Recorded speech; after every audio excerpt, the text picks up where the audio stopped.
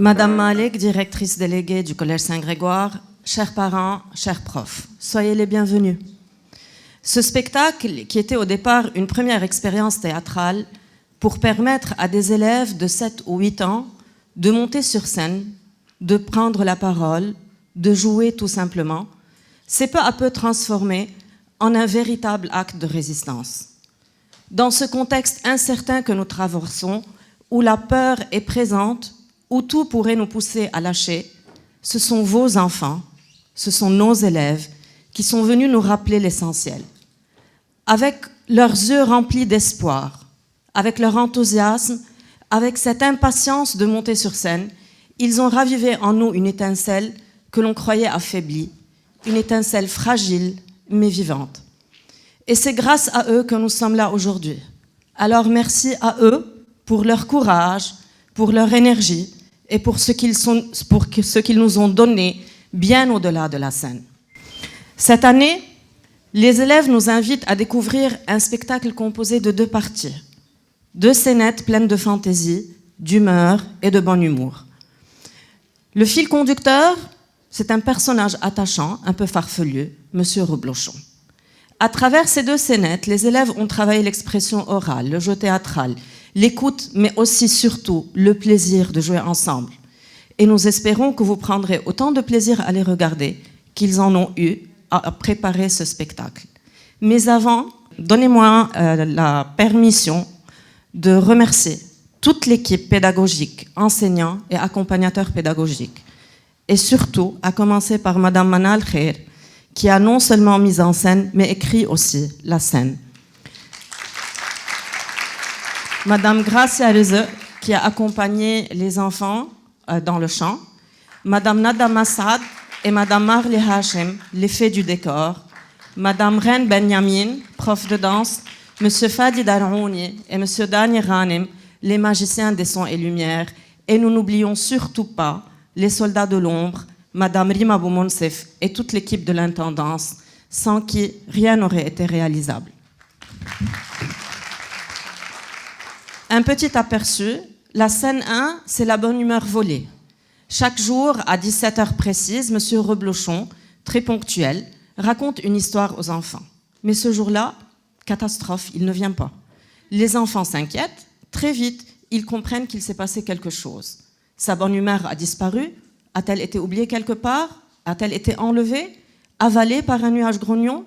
Les enfants se lancent alors dans une enquête pleine de surprises pour découvrir qui a bien pu voler la bonne humeur de M. Reblochon et surtout, comment la lui rendre. Dans la scène 2, c'est le loup vert. Il y a une bonne nouvelle, M. Reblochon retrouve enfin son énergie et son sourire. Il peut donc reprendre sa mission préférée, raconter des histoires, mais pas n'importe laquelle. Cette fois, il nous entraîne dans l'aventure étonnante du loup vert, un personnage surprenant qui risque bien de bousculer quelques idées reçues. Bon spectacle.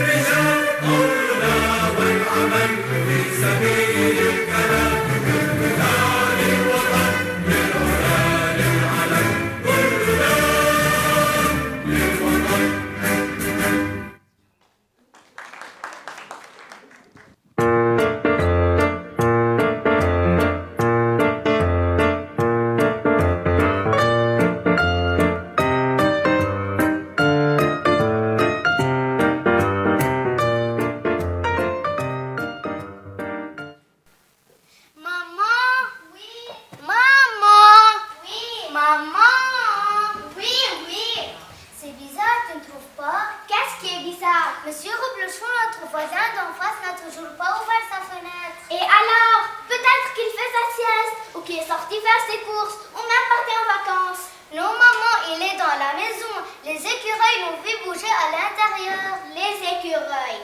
Oui, ce sont eux qui se sont inquiétés les premiers et m'ont averti.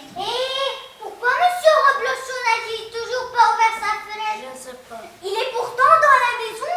Je le vois essayer de placer une pièce à l'autre. C'est vrai, il est déjà plus de 17 heures. Normalement, il est toujours là, pile à l'heure, comme une horloge pour raconter ses histoires.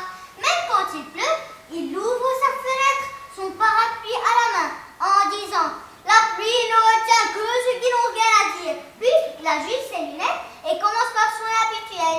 Il était une fois. Quelque chose ne tourne pas rond. Peut-être qu'il est simplement un peu malade. C'est ce que Sébastien a pensé. Alors, il s'est précipité pour lui apporter du thé chaud, mais sa surprise a été énorme. Monsieur Reblochon! Monsieur Reblochon! C'est moi, Sébastien! Je vous apporte du bon thé chaud avec du miel et un peu de citron, comme vous aimez. Maman vous a préparé aussi des biscuits et un petit gâteau au sucre léger. Ah, aujourd'hui, mon petit, j'ai besoin d'être seul. Vous êtes sûr? Vous allez bien? Vous n'êtes pas malade? Non, je ne suis pas malade. Juste ces mots se sont un peu enfuis. Mais quand ils reviendront, je rouvrirai la fenêtre, promis. D'accord. Alors je vais déposer les biscuits et le gâteau à votre porte. Et si vous avez besoin de quelque chose, n'hésitez pas à nous appeler. Bizarre. Ce n'est vraiment pas dans ses habitudes de parler comme ça. C'est bien la preuve que sa bonne humeur a disparu. Peut-être que quelqu'un est entré chez lui en cachette et pouf! Lui a volé son sourire. Peut-être. On devrait prévenir les détectives. Inspectrice Plume et inspecteur Touffu. Oui, avec leur expérience, ils trouveront peut-être une explication. Très bonne idée. Allons-y. Suivez-les.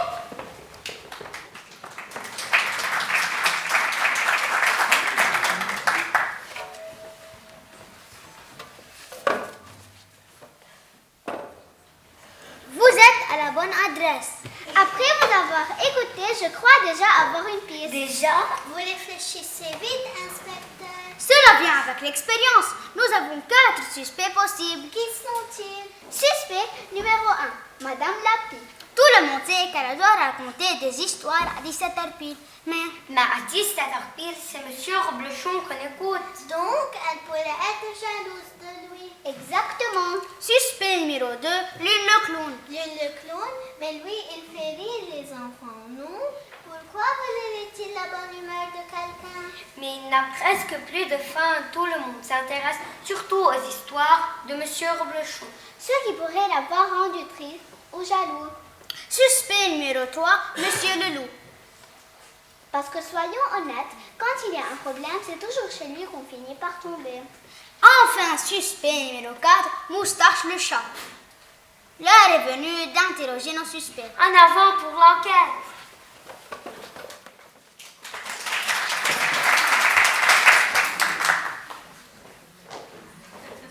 Voilà, Madame Lapie. Nous allons prendre quelques minutes de votre temps. Oui, juste un peu. J'espère. Je suis occupée, moi. Nous menons une enquête. La bonne humeur de Monsieur Reblochon semble avoir disparu.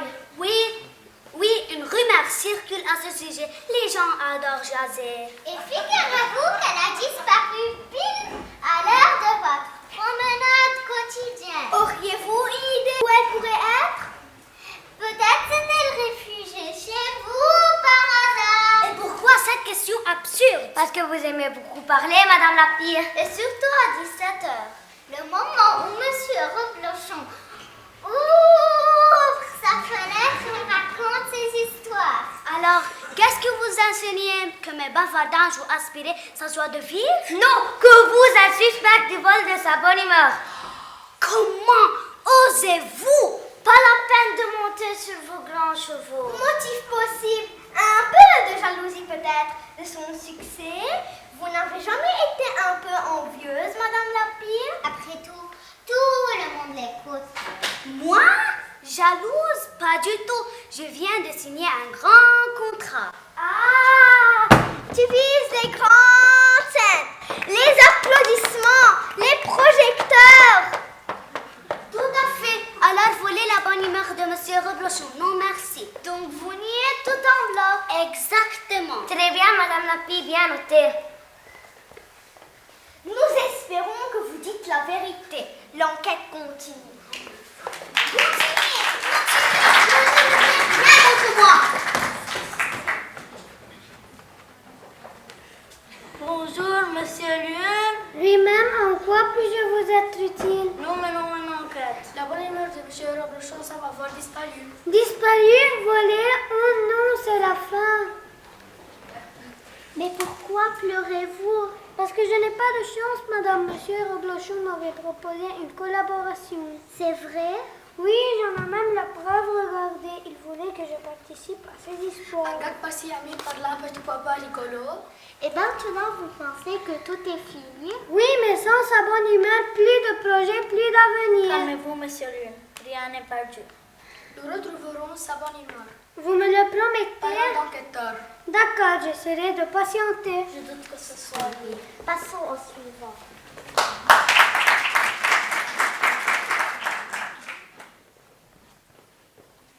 Touffu, tu es sûr que c'est une bonne idée de s'aventurer dans les bois comme ça, sans renfort? Mais calme-toi, Flynn. Je ne savais pas que tu étais peureuse. Peureuse? Moi? Pas du tout. Mais disons que finir dans la gueule du loup, ce n'est pas l'un de mes passe-temps favoris. Allez, respire. On est là pour poser quelques questions. Rappelle-toi, on le fera avec des pincettes. Pas de contretemps, pas de surprise et surtout pas de cris. D'accord, pas de cris. Mais si jamais il me regarde droit dans les yeux, je fais quoi? Ne t'inquiète pas, c'est moi qui parle. Très bien, appelle-le. C'est toi le plus courageux, non? Monsieur le loup! Monsieur le loup! C'est pour Monsieur le loup! C'est encore une histoire de galette et de grand-mère. Je ne suis pas intéressée. Touffu, je crois qu'il n'est pas de très bonne humeur. Chut, reste calme. Souviens-toi, les loups ressentent nos émotions. Monsieur le loup! Ouais!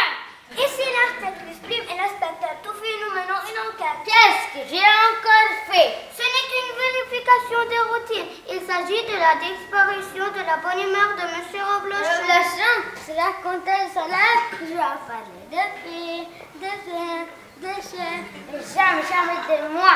C'est vexant. Moi aussi, jamais fait partie de ces histoires. Ah, donc vous admettez que vous étiez contrarié. Contrarié? Oui. Pable, non. Je ne vole pas, moi. Quand je veux quelque chose, je le fais. Je ne cache rien. Touffu, je ne sens pas très bien. Alors, vous n'avez pas volé la bonne humeur de M. Roblochon? Tout à fait.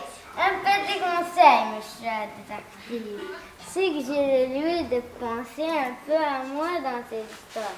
Sinon, je n'ai pas seulement bonne humeur ici. Et voilà, je viens tout juste de faire partie d'une nouvelle histoire.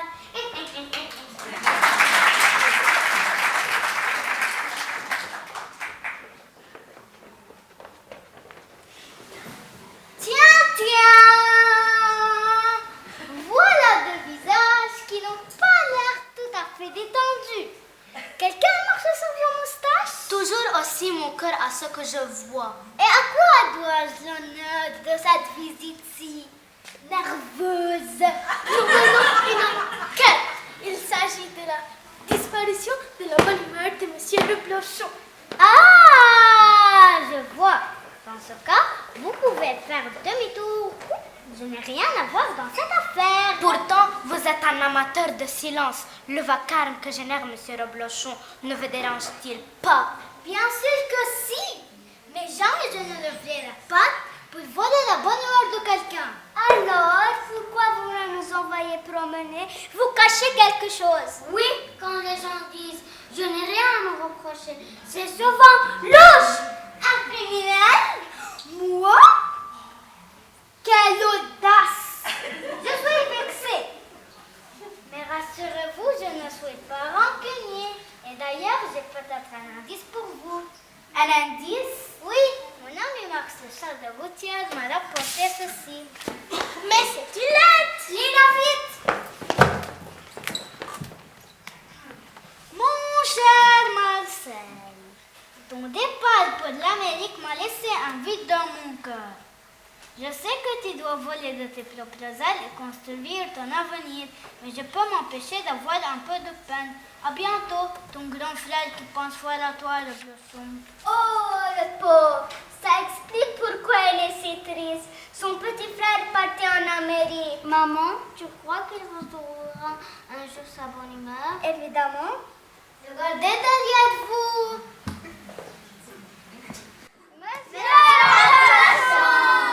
Chers amis, désolée d'avoir causé autant de remue-ménage. Vous ne pensez pas que votre absence créerait autant d'inquiétude? À vrai dire, non. J'avais juste besoin d'un petit moment pour me remettre de l'ordre dans mes idées. Et surtout, une bonne part de gâteau pour me rappeler comme la vie est bête. Nous sommes faits de mauvais sang. On croyait vraiment que vous aviez perdu votre bonne humeur pour toujours. C'était juste caché pour un moment. Vos dessins, vos blagues, vos gâteaux que je retrouverai à ma porte l'ont fait revenir. Merci à vous tous. Alors, affaire classée? Oui, affaire classée.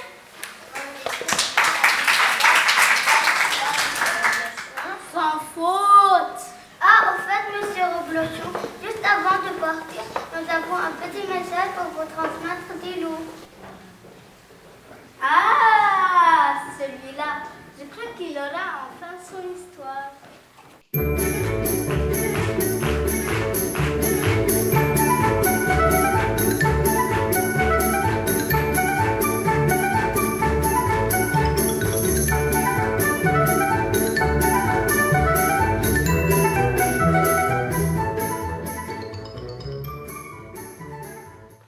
Allez, Lila, dépêche-toi de faire tes lacets. Je ne veux surtout pas être en retard. Mais attends une seconde. Les lacets ne l'ont juste pas coopéré. Ils ont décidé de faire un grève aujourd'hui. Mais il est presque 17h. Je ne veux surtout pas rater le début de l'histoire. Vas-y, je te retrouve là-bas. Très bien. Salut Lulu. Je t'ai gardé une place bien. Merci, tu es gentil. 5, 4, 3, 2, 1, c'est parti! Bonsoir à toutes et à tous, petits, grands, à plumes, à poil ou à écailles. Je suis ravie de vous voir. Et nous aussi, monsieur Roblochon! Installez-vous bien, confortablement. Attachez vos ceintures imaginaires, car nous allons décoller vers un monde où tout est possible. Oui! Et maintenant, qui prononcera la formule magique, celle qui ouvre les portes de notre imagination? Allez tous ensemble. Il était une fois. Il était une fois dans un pays lointain un loup vert. Il s'appelait Raoul. Un jour, Raoul et sa famille arrivent dans une nouvelle forêt.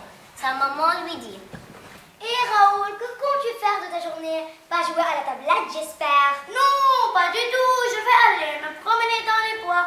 J'adore l'aventure. Chouette, tu peux peut-être rencontrer de nouveaux amis. Peut-être à plus tard, maman. Oui.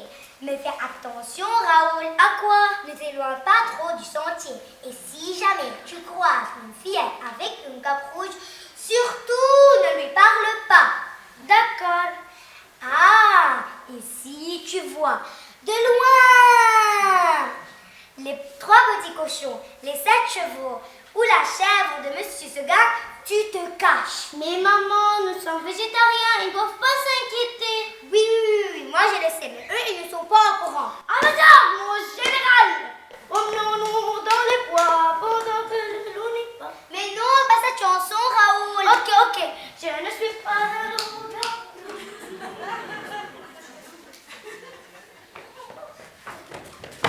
Et toi, tiens, qu'est-ce que tu fais? Ben, je te lance la balle. Mais regarde où tu la lances, tu as failli l'assommer. Et bonjour, ça va, je peux jouer avec vous. C'est qui toi? Moi, je suis nouveau ici, je m'appelle Raoul. Raoul, tiens un loup toi? Eh ben oui, pourquoi? Mais pourquoi ta couleur est si bizarre? Verte, je n'ai jamais vu un loup vert. Eh bien maintenant, si... Ah bon. Tu crois qu'il a attrapé une maladie? Un microbe. Un virus? Ou peut-être qu'il a mangé quelque chose d'étrange de la forêt enchantée? Berk, et si on attrape ce qu'il a? Berk, je ne veux pas devenir fête, moi. Mais enfin, je ne suis pas contagieux, je suis juste différent. Les copains, moi, je préfère rester prudent. Écoute, Raoul, si tu veux jouer avec nous, tu devras changer de couleur. Reviens nous voir quand tu seras gris comme un vrai loup. Allez, les copains.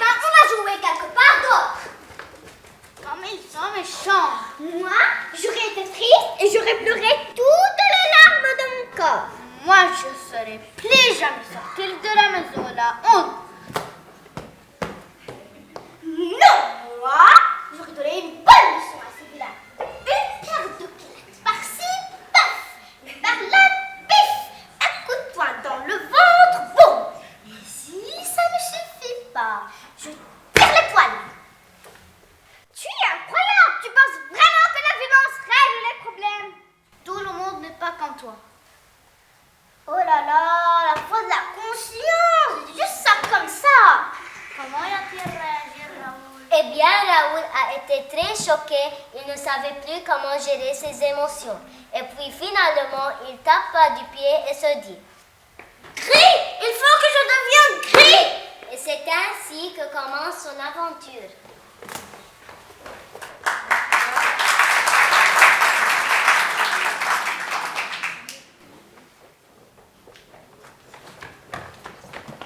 Ce drap blanc me servira de camouflage. Direction la ville, je trouverai quelqu'un pour m'aider à devenir gris.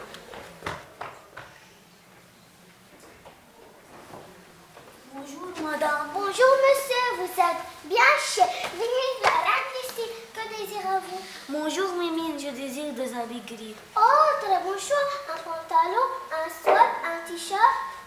Oui, tout. Tout. Mais pour quelle occasion? On va le costumer. Non, c'est pour recouvrir mon couleur. Ah, c'est quoi un loup? Un vrai loup? Pitié, ne mangez pas. Prenez la casse, mais laissez-moi vivre. Madame, ne paniquez pas. Je ne vous veux aucun mal, j'ai juste besoin de votre aide. De mon aide? Oui, regarde, pour cacher ma couleur. Et moi, j'en vais tout de suite, parole de loup. Oh, d'accord. Ce n'est pas comme si j'avais le choix. Tenez un pantalon, un sweat, un t-shirt. Et maintenant, partez vite. Merci beaucoup, madame. Vous êtes la plus jolie.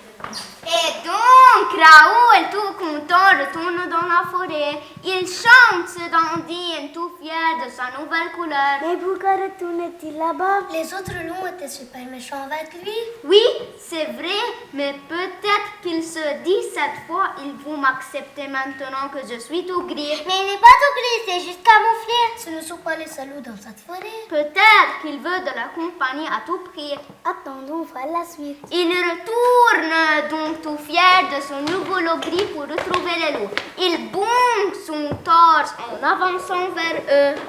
Salut, j'adore les sports, moi. Le jogging en particulier. Je peux courir avec vous si tu veux. Et attendez. Ce n'est pas le même loup qu'avant? Si, le bizarre. Mais oui, regardez sa queue, elle est encore toute verte. Mais non, c'est un petit clin d'œil chromatique très tendance. Tu pensais nous tromper avec ton déguisement? À d'autres. On t'avait pourtant prévenu. Si tu veux jouer à Inferno, change de couleur pour de vrai. Allez les copains. J'ai essayé, je ne vais pas baisser les bras. Réfléchir. Ah, voilà, je veux faire du feu. Et me courir et descendre, comme ça plus personne verra ma couleur. Raoul, allume un feu, attends patiemment que la cendre refroidisse qui s'encouvre entièrement de la tête aux pattes pour bien cacher sa couleur. Le travail achevé, il se dandine en sifflotant pour rejoindre ses congénères. Mais en chemin, boum! Exactement. Et la pluie tombe à verse. Oh là là, pas de chance! Mais cache-toi, Raoul, cache-toi vite! Mais je ne trouve pas une cachette, je ne connais pas les lieux. Toute la cendre va disparaître. Oh là là, regardez-moi ça! Il est redevenu tout vert.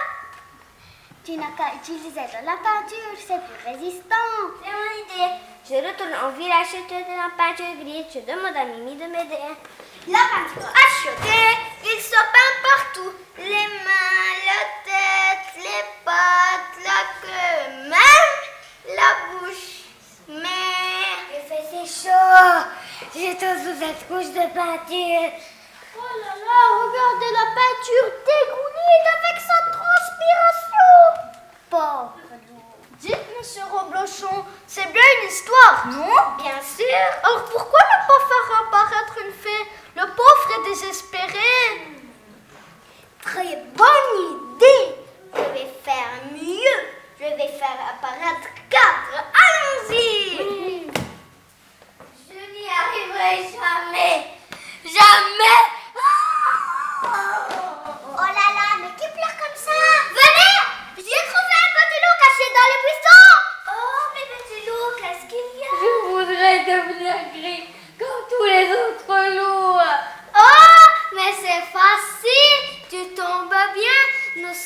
les 4 fées qui exaucent tous les vœux, enfin presque tout.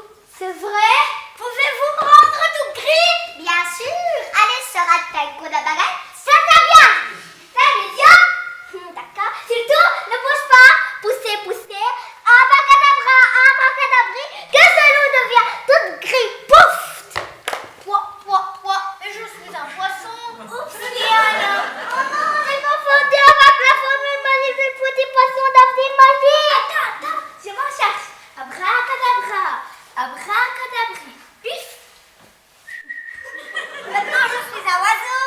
Oh, un oiseau, mais c'est merveilleux. Ça vole, ça chante, c'est libre. Non, l'autre un loup, un vrai avec des pattes. D'accord, pas la peine de s'énerver. 3e essai. Abracadabra, abracadabri, et voilà. Brevet. Oh non, une grenouille. Ça parle l'hippopète. Bon, laissez faire la spécialiste. Poussez. Abracadabra, abracadabri, pif. Oh, ça y est, je suis redevenue un loup. Et voilà, un beau loup tout vert. Ça, vert. Oui, vert. Et c'est comme ça avec tout le respect que j'ai pour les poissons, les oiseaux et les grenouilles. Je préfère être un loup un peu spécial qu'autre chose. Tu ne veux pas que j'essaye une toute dernière fois? J'ai retrouvé le pays. Non, merci. Je suis un loup. Et c'est ainsi que Raoul se donne hurlement. Fier d'être un loup, quelle que soit sa couleur. Je suis émue. Enfin une histoire dont je peux être fière. Pour une fois, je ne suis pas un mousse qui fait peur. Il n'est pas mal ce monsieur Repluchon. Je comprends maintenant pourquoi toute la vie s'est inquiétée quand il n'est pas sorti raconter ces histoires. Vous savez quoi? Je pense revenir demain moi aussi. Merci d'être venus mes chers et à la prochaine.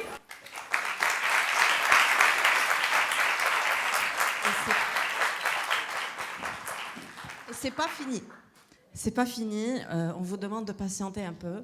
Il y a encore une petite vidéo avec les enfants qui étaient en train de travailler les arts plastiques. Et après, il y a le chant. Merci.